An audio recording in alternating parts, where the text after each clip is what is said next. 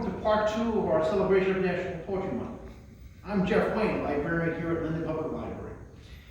The month of April has been designated National Poetry Month by the Academy of American Poets when they launched this annual event back in 1996.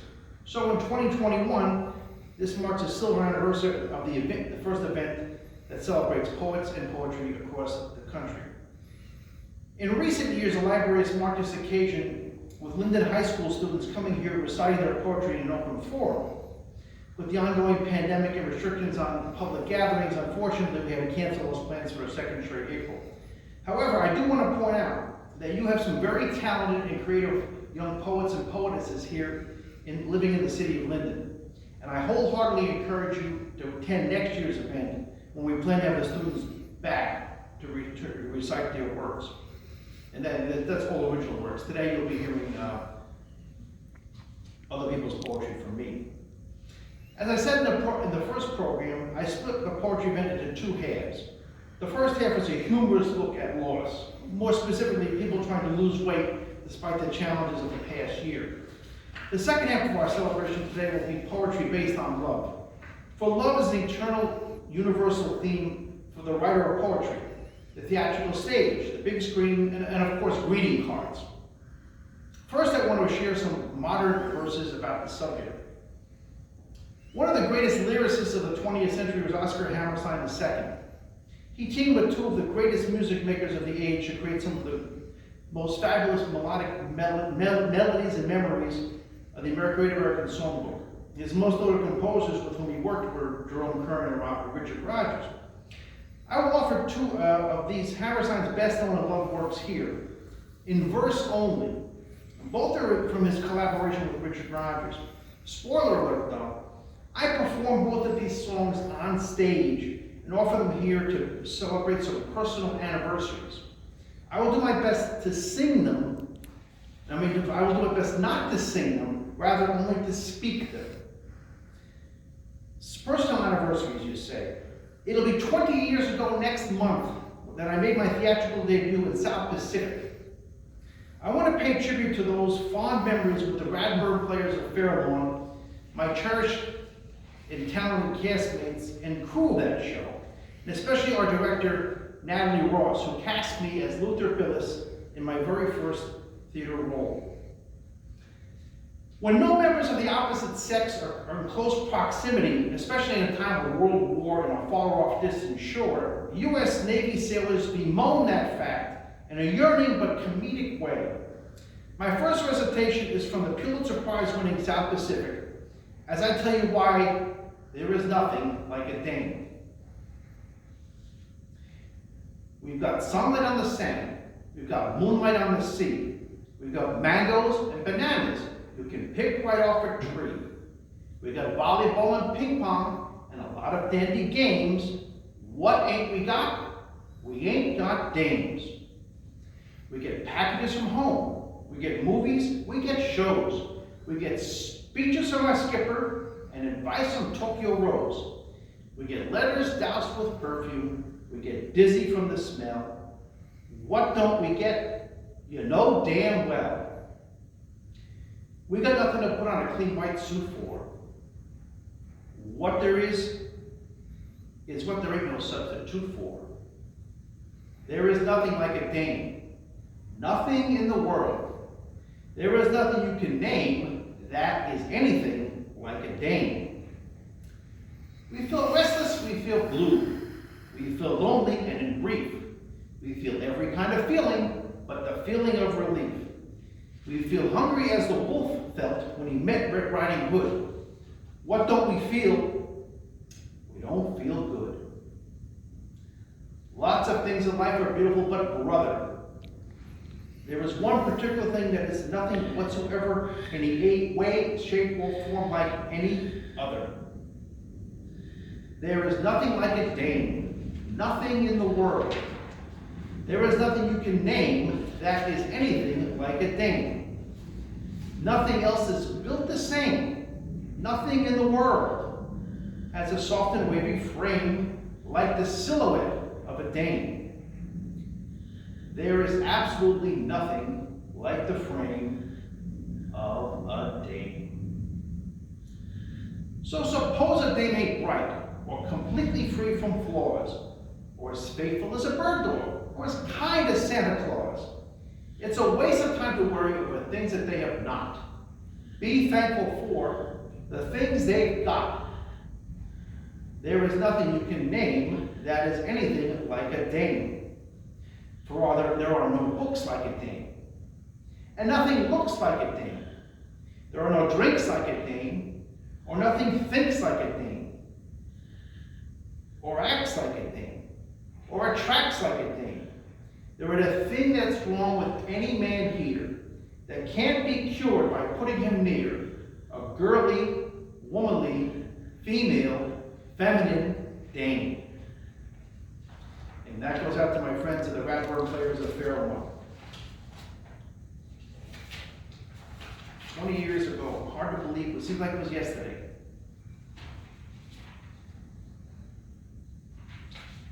Now with my second recitation, I want to commemorate another anniversary of my theatrical career. For it was 10 summers ago since I performed another great comedic role in a Rodgers and Hammerstein show. With the First Avenue Theater Company in Sayreville back in 2010, I was cast as Max Detweiler in The Sound of Music. And I was surrounded by many great actors and a great crew. A lot of talented people in that group. For this song, I worked with two fabulous performers. First, I want to remember the late, great Arnie Chinch, who portrayed the captain in that show. This song was written as a duet, and we used Arnie basically as a prop around the stage for that whole number. But Arnie was a wonderful actor and an even better man. He sadly left our stage way too soon back in October 2014. God bless you, Arnie, and I think of you often. But my compadre and singing partner in this number is alive, well, and raising her family in South Carolina. A shout out to the lovely and extremely talented Nancy Weiss, who masterfully portrayed Elsa. Nancy, I look forward to seeing you and your family again. It was certainly an honor and a privilege to share the stage with you. Now, if you look at the history of romantic literature, most lovers have always been portrayed as impoverished or challenged in some way. They often had a struggle to make their relationships work, and for whatever reason, there was always a struggle involved. Money or no money, the couple's love will grow and flourish despite of all these difficulties. Or so say the writers. People of means also fall in love, but these stories are rarely told. So in The Sound of Music, the opposite is true. As Captain Von Trapp and Baron de Schrader are not only loved, but rich beyond their wildest dreams. In lamenting this fact is another but heartfelt Rodgers and Hammerstein work, where I'll explain how can love survive. Again, this is a duet for a man and a woman. I will speak both parts and tell you which one is which. How can love survive? Max, that was me, leads off. In all the famous love affairs, the lovers have to struggle. In garret rooms away upstairs, the lovers starve and snuggle. They're famous for misfortune which they seem to have no fear of, but lovers who are very rich you very seldom hear of. Elsa, no little shack do you share with me. We do not flee from a mortgagee. Nary a care in the world have we. Max, how can love survive? Elsa, you're fond of bonds and you own a lot. I have a plane and a diesel yacht. Max, plenty of nothing you haven't got. How can love survive?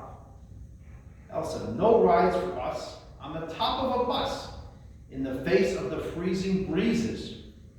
Max, you reach your goals in your comfy old Rolls or in one of your Mercedeses. Elsa, far off the beam are we. Quaint and bizarre as a team are we. Two millionaires with a dream are we. We're keeping romance alive. 2 millionaires with a dream are we. We'll make our love survive. No little cold water flat have we, warmed by the glow of insolvency. Max, up to your necks in security, how can love survive? Elsa, how can I show what I feel for you? I cannot go out cannot steal for you. I cannot die like Camille for you. How can love survive? Max, you millionaires with financial affairs are too busy for simple pleasure. When you are poor, it is toujours l'amour. For l'amour, all the poor have leisure. Elsa, caught in our gold-plated chains are we, lost in our wealthy domains are we, trapped by our capital gains are we, but we'll keep romance alive. Max, trapped by your capital gains are you, you'll make your love survive.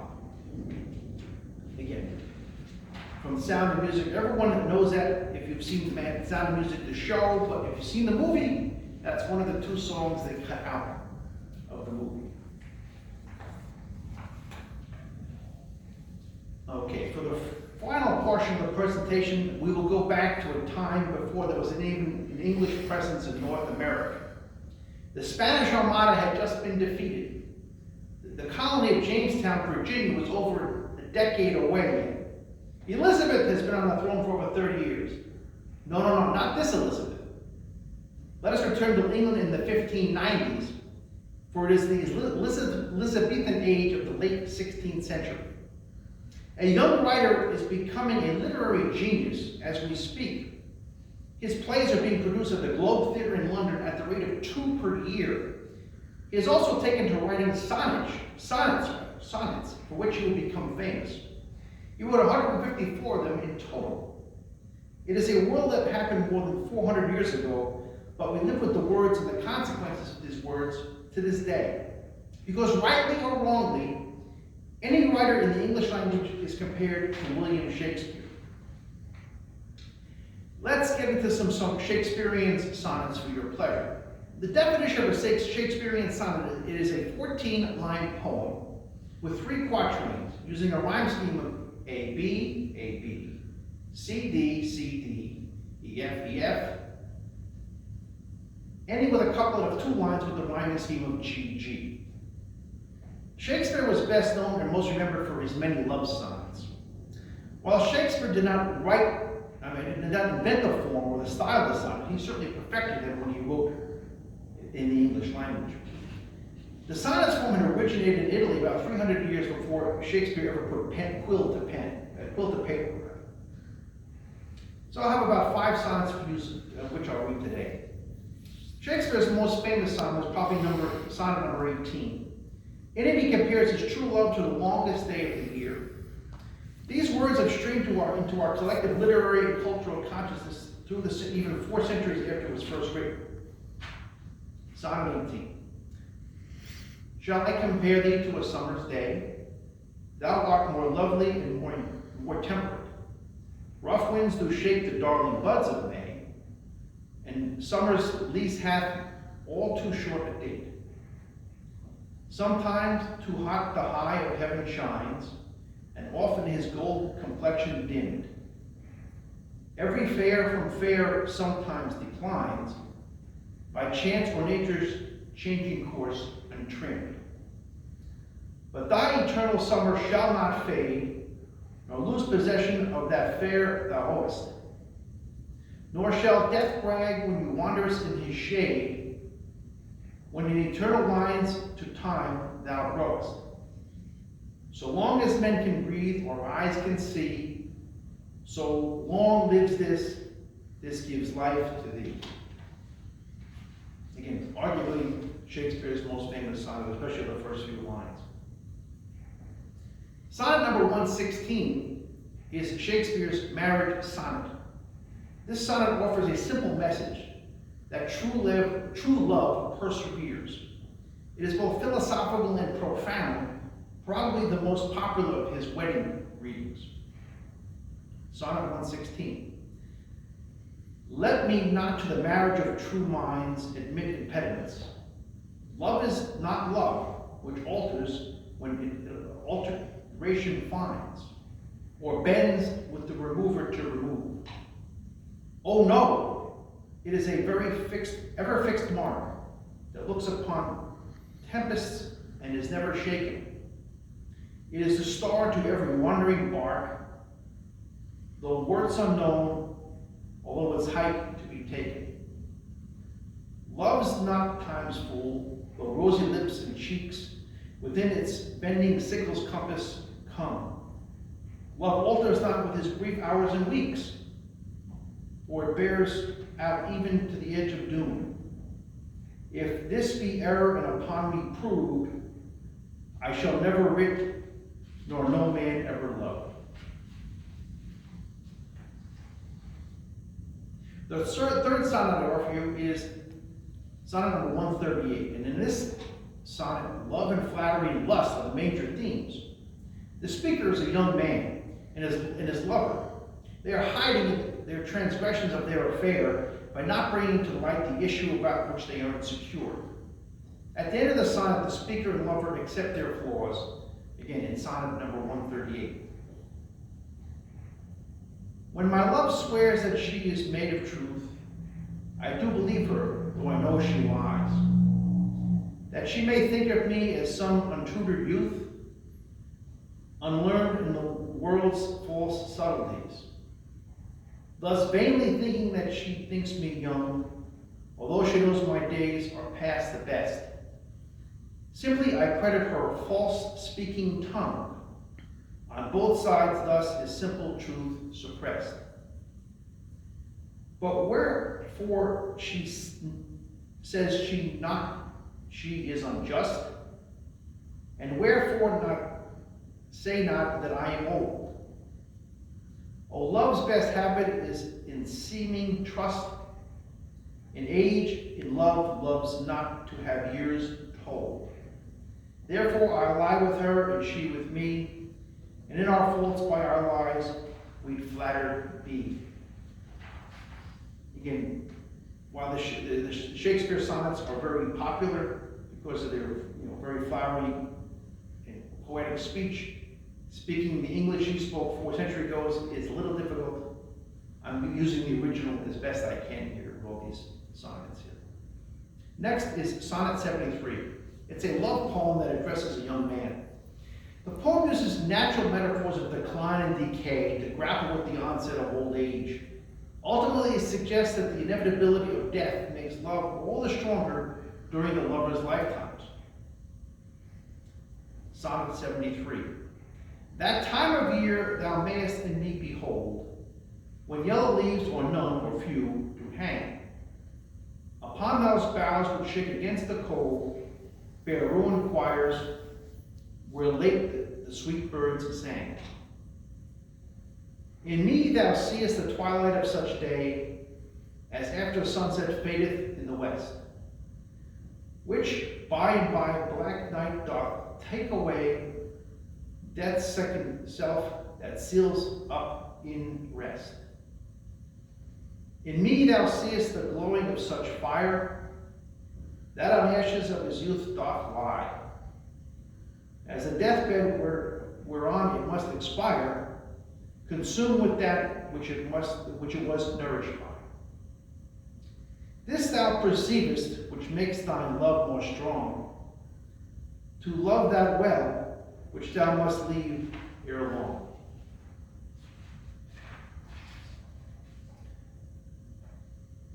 The final sonnet I present will be sonnet number 65. In this, Shakespeare discusses something with which we all struggle, that being what time and aging do to all of us. Also, he mentions that what writing can and cannot do to fight these forces. Geoffrey Chaucer raised the same idea centuries earlier when he wrote, "Time and tide wait for no man."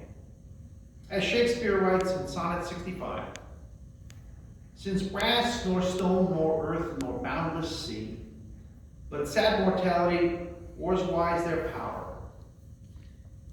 How with this rage shall beauty hold the plea, whose action is no stronger than a flower? Oh, how shall summer's honey breath hold out against this wrackful siege of battering days, when rocks impregnable are not so stout, nor gates of steel so strong, but time decays. O fearful meditation, where alack, shall time's best jewel from time's chest lie hid? Or what strong hand shall hold his swift foot back? Or who his spoil of beauty can forbid? Oh, none, unless this miracle have might, that in blank ink my love may still shine bright.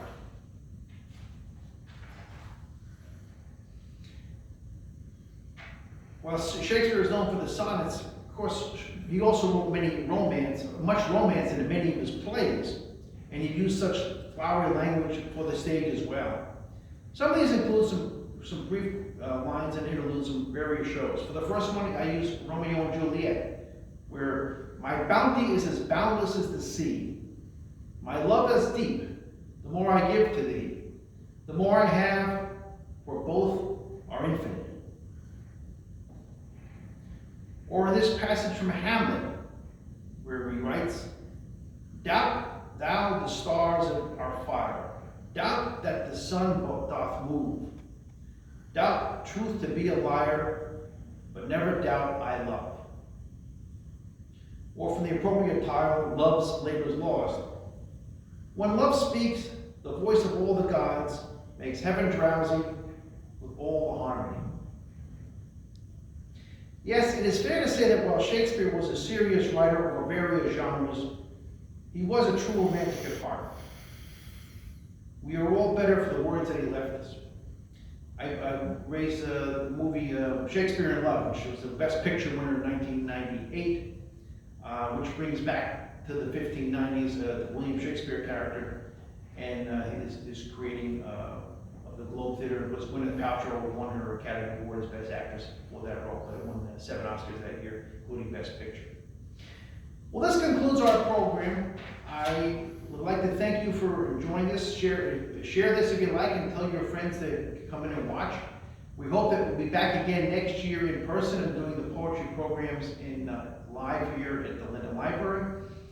And I thank you all for your support. Support the library. We're still open 9 to 5 Monday to Friday. Please come and join us. You can set up a scheduled pickup where you can do a little grab and go. Pick some books and come in and go. Again, call the library at 908-298-3830, extension 0 to set up your appointment. Thank you all. Have a good day. Have a good poetry month. Goodbye for now.